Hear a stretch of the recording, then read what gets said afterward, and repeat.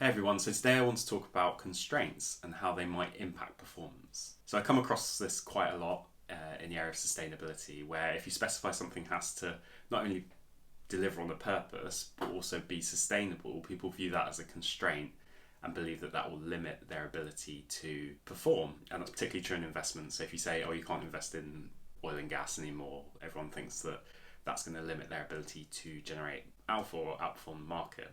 So in this video, I thought I'd talk through how constraints could be a positive and the kind of underlying assumptions behind viewing constraints as a negative versus viewing them as a positive. So the assumption behind constraints leading to lower performance is as follows. So I think a lot of people start from the point that if they have ultimate freedom and flexibility, they will be able to choose the best from a bunch of options and use that to be able to perform. So like optimize for the kind of environment they're in and use the absolute best of everything. And it will give them the most freedom and flexibility to perform. But I think this has one major assumption, and that's that the range of things that you're able to choose from is fixed and finite.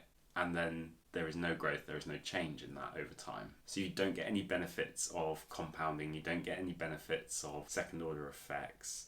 Everything that is at your disposal to deliver against the current problem now is all you'll ever have. So when you take this assumption, of course you want all options available to you, because if you're competing against someone else over here, they're going to have all options available to them. So think of an example where you're trying to build, let's say, the best rocket, and everyone is trying to build the best rocket, everyone's trying to build it for the same price, and everyone's got the same options available to themselves. So you want to be able to choose the best materials at the lowest costs and create the best rocket. So when might a constraint lead to better performance? So you have to take a slightly different view of the world here, and that's the view that not only is what's available to you fixed, but you have the ability to innovate, create, and also benefit from evolution over time. This means that if you constrain one area, then that will force you to focus in a different area, and that might force you to innovate and create within that area, and then you get to execute that over time, meaning that you might benefit from compounding or positive second order impacts, reinforcing feedback loops in that area, leading the system overall to change because you're creating new things that add into the system that might be better than the old thing. So think of a classic example here. Let's say you're not allowed to use internal combustion engine for transport anymore. Suddenly everyone's like, well, no, we were trying to build the best internal combustion car. Like, this is what's available to us. We were refining it over time. We were making the most efficient internal combustion engine vehicle out there. Constraining that will create a substandard form of transport. But what you could do is say, okay, we're not allowed to use an internal combustion engine, let's look at alternatives. Okay, electric cars currently aren't as good, but it's the best we've got. But because we know we can create new things, we can innovate, we benefit from compounding, second order impacts, that technology might improve over time and it might turn out to be even better than the old version. So through constraining yourself in one area, you've forced innovation, you've forced creativity, and that's changed the overall environment of what's available to you.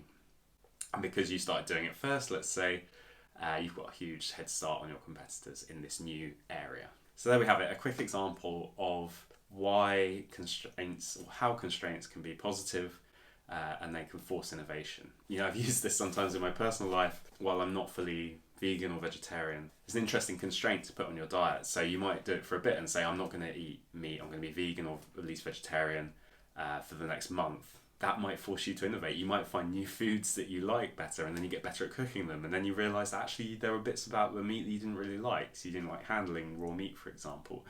And you kind of build that new habit, and it's potentially better than the old habit, but you don't know until you start trying, you don't start iterating. You know, you might save money as well, like all these benefits that you didn't quite realise. And then because you're participating in this new system, you're getting some reinforcing feedback loops, you might be healthier, you're getting some reinforcing feedback loops, you're saving money, and you've just created a whole new area of things that you can eat so that your options are much wider. So there's an example from your personal life, whereas constraint might lead to a benefit over time. Yeah, I think that can be applied to lots of areas of life. So I hope you enjoyed this video. Don't forget to like and subscribe if you enjoyed it. And if you have any comments or questions, feel free to leave them in the comment section down below. And we'll see you in the next video.